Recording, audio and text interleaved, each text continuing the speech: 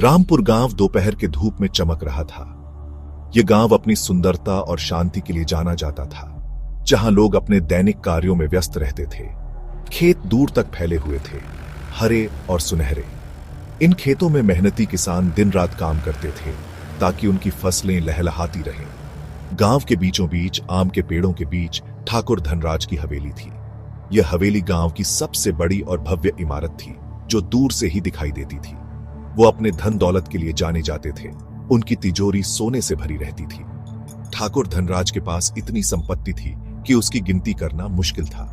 फिर भी उनके चेहरे पर मुस्कान कम ही दिखाई देती थी। उनकी आंखों में हमेशा एक अजीब सी उदासी और चिंता झलकती थी। ठाकुर धनराज अपनी धन दौलत को सबसे ऊपर रखते थे। उनके लिए पैसा ही सब कुछ था और वो इसे खोने के डर से हमेशा चिंतित रहते थे। हर दिन वो अपना सोना गिनते थे। उसका वजन उन्हें एक सुकून देता था। यह उनका रोज का नियम बन गया था, जिससे उन्हें थोड़ी राहत मिलती थी। उन्हें किसी पर भरोसा नहीं था, अपने खजाने की रखवाली के लिए अपनी परछाई पर भी नहीं। वो हमेशा चौकस रहते थे, कहीं कोई उनके धन को चुरा न ले। एक दिन एक घूमता हुआ साधु रामपुर के बाहरी इलाके में पहुंचा।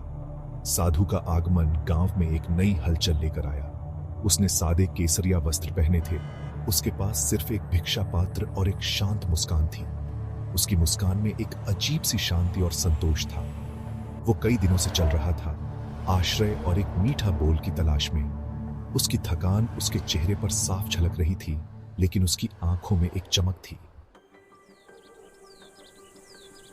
जैसे ही सूरज क्षितिज के नीचे डूबा, एक गहरी शांति ने पूरे गांव को घेर लिया। आसमान को नारंगी और बैंगनी रंगों में रंग दिया, मानो प्रकृति ने अपनी सबसे सुंदर पेंटिंग बनाई हो। साधु ठाकुर की हवेली के पास पहुंचा। हवेली की भव्यता और उसकी सजावट ने साधु को प्रभावित किया, लेकिन वह अपने उद्देश्य पर अडिग था। उसने अमीर आदमी की दौलत और उसके परेशान दिल के बारे में सुना था। साधु जानता था कि असली शांति दौलत में नहीं, बल्कि संतोष में है।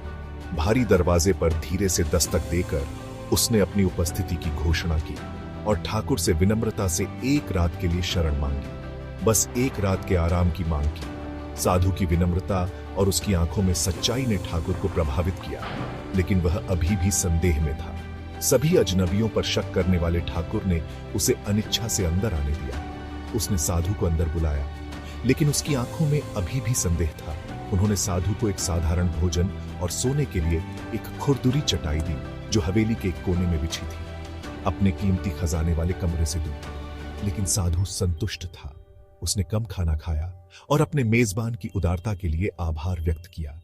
अपने मेजबान को धन्यवाद दिया और उसकी आंखों में एक चमक थी जो उसकी आंतरिक शांति को दर्शाती थी, और रात को आराम करने चला गया। साधु ने अपनी चटाई पर लेटते हुए अपने चारों ओर की शांति को महसूस किया। ठाकुर को पता नहीं था कि साधु ने खजाने वाले कमरे के भारी दरवाजे के नीचे सोने की चमक देखी थी। साधु ने उस चमक को देखा और समझा कि ठाकुर की असली समस्या क्या थी। उसने ठाकुर के चेहरे पर चिंता देखी और उसकी आंखों में एक गहरी बेचैनी को महसूस किया। नुकसान का डर उन्हें कफन की तरह चिपका हुआ था। ठाकुर की आंखों में डर और बेचैनी ने साधु को सोचने पर मजबूर कर दिया, और अपनी बुद्धिमानी में साधु ने अमीर आदमी को एक बहुमूल्य सबक सिखाने का फैसला किया। उसने सोचा कि कैसे वह ठाकुर को सिखा सकता है कि असली दौलत क्या है। सुबह हुई, आसमान गुलाबी और सुनहरे रंगों से रंग गया। गांव वाले दिन की तैयारी के लिए उठे, लेकिन सुबह की शांति अविश्वास के रोने से टूट गई। ठाकुर धनराज अपनी हवेली से बाहर आए। उनका चेहरा निराशा से भरा हुआ था। गया मेरा सोना, वो गया। उनकी आवाज दहशत से भरी पूरे गांव में गूंज उठी। खबर जंगल में आग की तरह फैल गई। चहल पहल वाले बाजार में इकट्ठा हुए गांव वाले आपस में फुसफुसा रहे थे, रामपुर के सबसे अमीर आदमी को लूटने की हिम्मत किसने की होगी। गुस्से और निराशा से अंधे ठाकुर को यकीन था कि घूमने वाला साधु ही अपराधी है। उन्हें सूर्यास्त के समय साधु का आना और भोर में उसका गायब होना याद आया। गुस्से में आकर उन्होंने गांव वालों को इकट्ठा किया और कथित चोर को पकड़ने के लिए पीछा करने लगे। पीछा उन्हें गांव की संकरी गलियों से, चहल पहल वाले बाजार से होते हुए बरगद के पेड़ों की ठंडी छाया में ले गया। लाठी से लैस और उत्सुकता से प्रेरित होकर गांव वाले अपने उन्मत्त नेता का पीछा करते रहे। उन्होंने साधु को नदी के किनारे शांति से बैठे पाया। उसकी आंखें ध्यान करते हुए बंद थीं। ठाकुर गुस्से से बेकाबू होकर उस पर चोरी का आरोप लगाया। साधु ने धैर्यपूर्वक सुना। उसके होठों पर एक शांत मुस्कान थी। तुम मासूम होने का नाटक करते हो, ठाकुर दहाड़ा। जो तुमने चुराया है उसे वापस करो, वरना अंजाम भुगतो। साधु ने अपनी आंखें खोली। उसकी निगाहें समझ से भरी थीं। उसने शांति से अपने मामूली सामान की ओर इशारा किया। मुझे खोजो, उसने कहा। तुम्हें मेरे दिल में शांति के अलावा कुछ नहीं मिलेगा। ठाकुर अपने चरम गुस्से में साधु और उसके आसपास की तलाशी ली। उसे कुछ नहीं मिला। चोरी हुआ खजाना कहीं नहीं दिख रहा था। जैसे ही चांद ने गांव को अपनी नरम चांदी की रोशनी से नहलाया, एक अजीब सी शांति चारों ओर फैल गई। गांव के लोग अपने अपने घरों में सो रहे थे, लेकिन ठाकुर धनराज की आंखों में नींद नहीं थी। ठाकुर एक बरगद के पेड़ के तने के सहारे बैठ गए। उनका गुस्सा एक गहरे नुकसान की भावना से बदल गया। उन्होंने अपने जीवन में पहली बार महसूस किया कि उनके पास जो कुछ भी था वह सब कुछ खो चुका था। वो खालीपन महसूस कर रहे थे, जैसे उनके जीवन का कोई अर्थ ही नहीं बचा हो। उनके मन में सवाल उठ रहे थे कि क्या उन्होंने अपने जीवन में सही प्राथमिकताएं चुनी थीं? उनके नुकसान का भार सिर्फ सोने का नहीं था, यह उनकी गलत प्राथमिकताओं का एहसास था। उन्होंने सोचा कि क्या वास्तव में सोना ही सब कुछ था, या फिर कुछ और भी था जो उन्होंने अनदेखा कर दिया था। साधु उनके पास पहुंचा।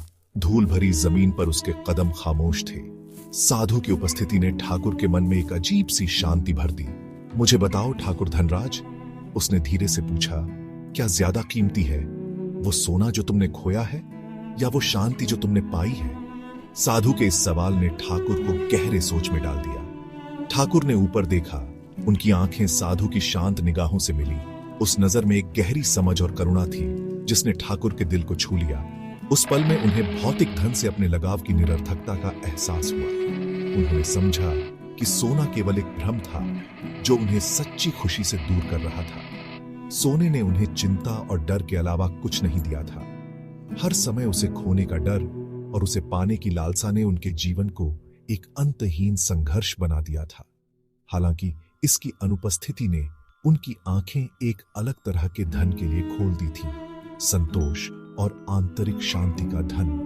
उन्होंने महसूस किया कि सच्ची खुशी और शांति केवल बाहरी संपत्ति में नहीं, बल्कि आंतरिक संतोष में।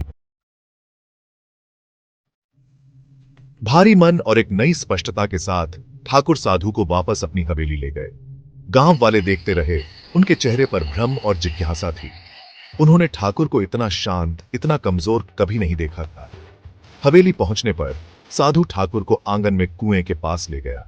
उसने एक छोटा सा कंकड़ उठाया और उसे कुएं में गिरा दिया। कंकड़ के पानी में गिरने की आवाज सन्नाटे में गूंज उठी। जिस तरह तुमने हर खोए हुए सोने के सिक्के का वजन महसूस किया, साधु ने धीरे से कहा, उसी तरह तुम्हें अपने खाए हुए चावल के हर दाने, अपनी ली गई हर सांस, अपने हर पल का वजन महसूस करना चाहिए। ठाकुर की आंखें चौड़ी हो गईं। वो अपने खजाने वाले कमरे में पहुंचे और दरवाजे खोल दिए। और वो रहा, उनका खजाना अछूता खिड़की से आती चांदनी में धीरे से चमक रहा था। यह ठीक वही था जहां उन्होंने इसे रखा था। साधु ने उनका सोना नहीं चुराया था, उसने कुछ और कीमती चुराया था।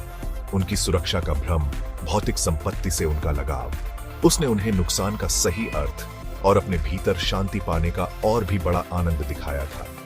ठाकुर के अंदर से हंसी फूट पड़ी, एक ऐसी आवाज जो इतनी अपरिचित थी फिर भी इतनी मुक्त कर देने वाली थी। वो तब तक हंसते रहे जब तक उनके चेहरे से आंसू बहने लगे। उनके कंधों से वर्षों की चिंता और बेचैनी का भार उठ गया।